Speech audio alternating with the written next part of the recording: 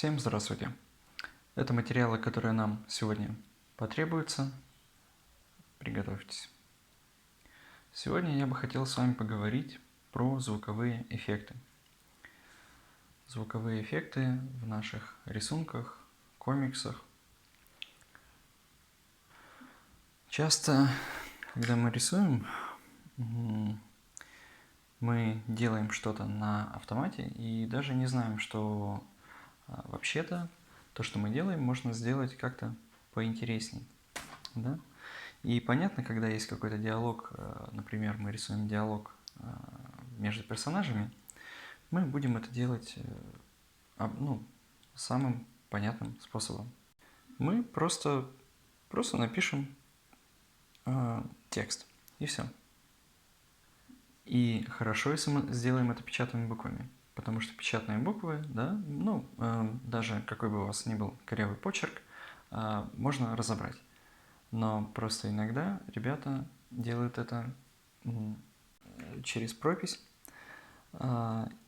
и получается следующее. Если у вас корявый почерк, как у меня, или в словах сделаны ошибки, частенько непонятно, что написано в диалогах.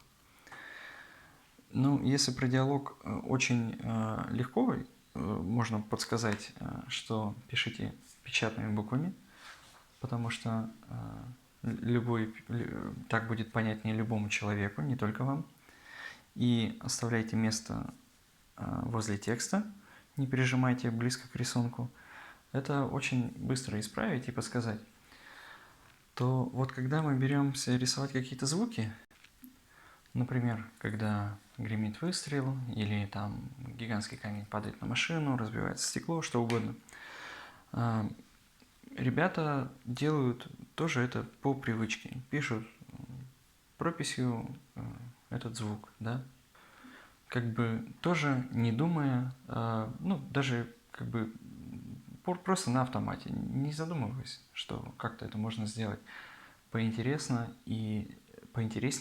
и звук, помимо того, что должен читаться, выполнять функцию, он еще и может быть красивым, да. И неважно, что бы ни происходило, да, там треск, какой-то бум, какой-то шум, какую бы фразу мы ни взяли, сочетание звуков, текста, то есть он просто будет прописан в лучшем случае печатными буквами, в худшем просто прописью. Я вам покажу примеры, а вы можете повторить за мной, можете сделать свои варианты. Я покажу вам как бы основной принцип, как мы работаем со звуком. Мы можем изобразить сочетание букв, да, которое отражает звук там бум, или там тыщ, или пиу, там, или тяу-тяу, да, любой звук, который будет характеризовать там, выстрел из пистолета, из лазера, треск стекла или что-то еще угодно, а можем прямо написать словом, что произошло. Можем написать взрыв, можем написать удар, или треск, или царапание, да? То есть так тоже сложно выразить этот звук, то можно написать, что же это за звук, что это происходит, да? Помимо того, что мы пишем этот звук буквами или событие какое-то, мы еще и придаем характер виду, придаем характер этим буквам. Например, всплеск, да? Что-то упало в воду, мы пишем всплеск. Вот я написал. Сначала я написал как бы тонким контуром. Сделал так, чтобы буквы не были зажаты, они не заходили друг на друга, им не было тесно, они хорошо читались, было свободное место. Теперь мы думаем, как же их сделать красивыми. Как сделать так, чтобы мы, когда на них смотрели, не было скучно. Мы можем их немножко подвинуть. Например, всплеск от того, что что-то, если упало, например, да, как себя ведет всплеск? Что-то падает, и вода прыгает, разливается. Мы можем попробовать передать этот характер. Мы заузим Во-первых, мы можем буквы сделать на разном уровне, заузить нижнюю часть, а кверху расширить буквы, как будто бы как капли. Первый этап. Мы сначала пишем хорошо, чтобы буквы не зажимались, их хорошо было видно. На втором этапе я, как и говорил, я обвел буквы к низу заостренные, сверху они будут более круглые. Делаю это карандашиком, потому что, чтобы не сделать ошибок, потому что сейчас я уже вижу, что вот здесь между этих букв у меня меньше места, вот здесь больше места, не очень хорошо.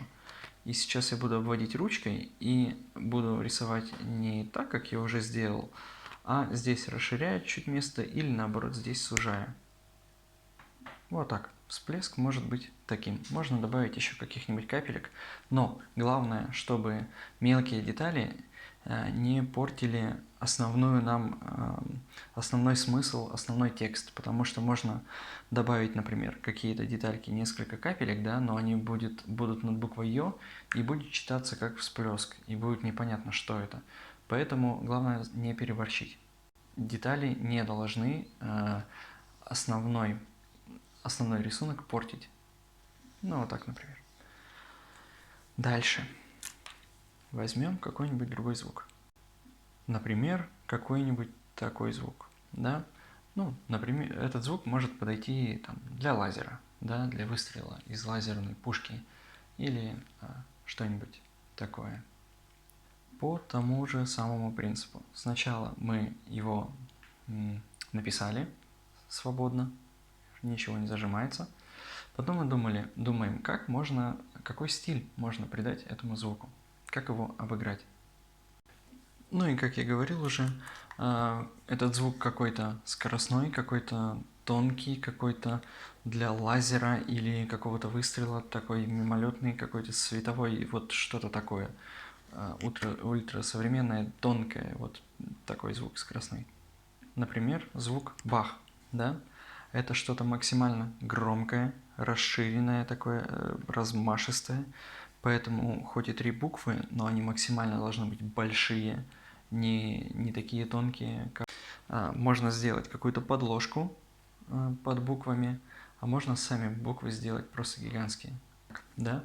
Бах – это что-то упало, что-то рухнуло, что-то громкое. Вот. Поэтому мы придаем такой характер. Ну и опять-таки слово описание, да, например, взрыв. Ну и взрыв это тоже максимально что-то громкое, шумное, поэтому края острые, то есть такое агрессивное, да, то, что выбивает прямо, оно должно привлекать внимание. Ну и здесь вот буквы у меня разрушены, и опять-таки, как и со всем остальным, стиль не должен помешать читаемости. То есть взрыв, он не может быть совсем в кусочках, быть совсем нечитаемым, потому что функция, именно смысл в том, чтобы текст был понятен. И таким вот образом мы с вами можем проработать любой текст, любое слово, даже если это не такое характерное слово, как взрыв или всплеск, все равно что-то придумать можно. Можно придать характер, придумать какой-то стиль и украшательство.